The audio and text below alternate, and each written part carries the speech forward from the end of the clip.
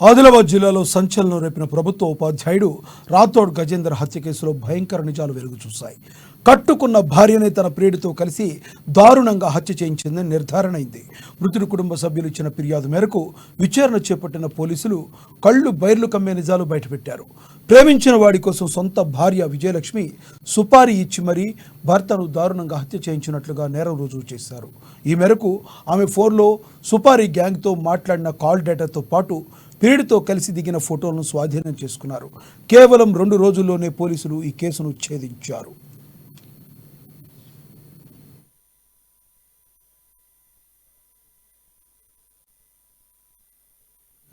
అసలేం జరిగిందంటే, మృతుడు రాథోడ్ గజేందర్ ప్రభుత్వ ఉపాధ్యాయుడిగా జైనద్ మండలంలోని ముడిగూడ జెడ్పీహెచ్ఎస్ పాఠశాలలో ఉపాధ్యాయుడిగా విధులు నిర్వహిస్తున్నాడు.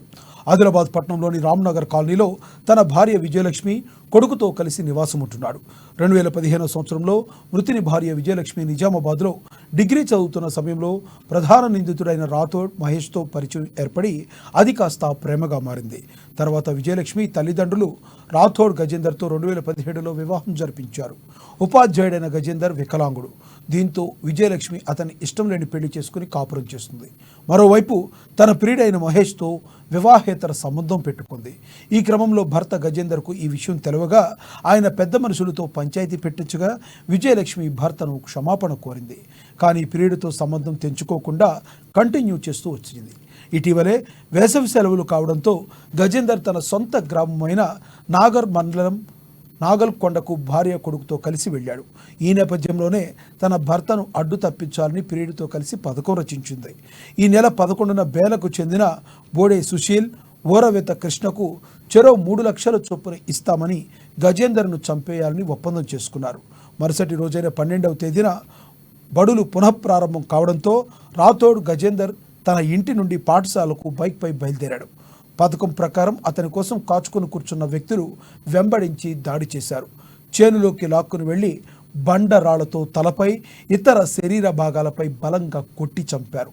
కుటుంబ సభ్యులు ఫిర్యాదు మేరకు పోలీసులు కేసు నమోదు చేసుకుని దర్యాప్తును ముమ్మరంగం చేశారు. డాగ్ స్క్వాడ్, క్లూస్ టీం రప్పించి గాలింపు చర్యలు చేపట్టారు.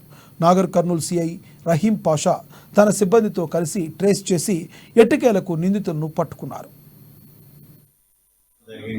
తర్వాత ఈ రిలేషన్స్ ఇవన్నీ భర్త అత్తమామల దృష్టికి రావడం జరిగింది. వాళ్ళు కూడా మందలించినారు. అయితే గంజేదన్ అనే వ్యక్తి కూడా ఈ మేడిగూడ కే నుంచి ఇతను ప్రస్తుతం ఈ ఆదిలాబాద్ లో శ్రీనగర్ కాలనీలో రెంట్కుంటున్నాడు. అక్కడ నుంచి ట్రాన్స్ఫర్ చేసుకుని నానూరు చేసుకున్నారనే ఆలోచన అతనికి ఉన్నది. ఒకవేళ నానూరుకి వస్తే ఈ సంబంధం కంటిన్యూ కాలేమో అని చెప్పేసి అనుమానం విజయలక్ష్మికి వచ్చి ఎట్టి పరిస్థితుల్లో ఈ 2-3 రోజులు చంపాలని చెప్పేసి రాథోడ్ మహేష్ వీళ్ళు డిస్కస్ చేసుకున్నారు. వీళ్ళు అట్లనే బేలలో పెట్రోల్ బంక్ లో పనిచేసే బోడే సుశీల్ మరియు కృష్ణ అనే వ్యక్తులు ఇద్దరు సహకారం కూడా తీసుకున్నారు. వాళ్ళకు కూడా ఈమె భర్తను గజేందర్ చంపితే చెరి 3 లక్షలు ఇస్తామని చెప్పేసి కూడా హామీ ఇవ్వడం జరిగింది.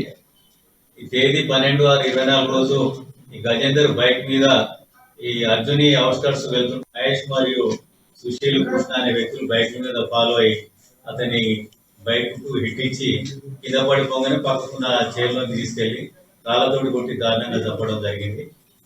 ఈ 2 రోజులలో ఎట్లాంటి క్లూస్ లేకపోయినా కూడా నాన్నో సిఐ గారు అతని టీం తోటి శ్రమించి వీళ్ళిద్దరిని అదుపులోకి తీసుకోవడం జరిగింది. వాళ్ళని కోర్టులో ప్రొడ్యూస్ చేసి బలవంతంగా అటు పొలాలకు లాక్కెళ్ళి రాళ్లతోటి కొట్టి చంపడం జరిగింది.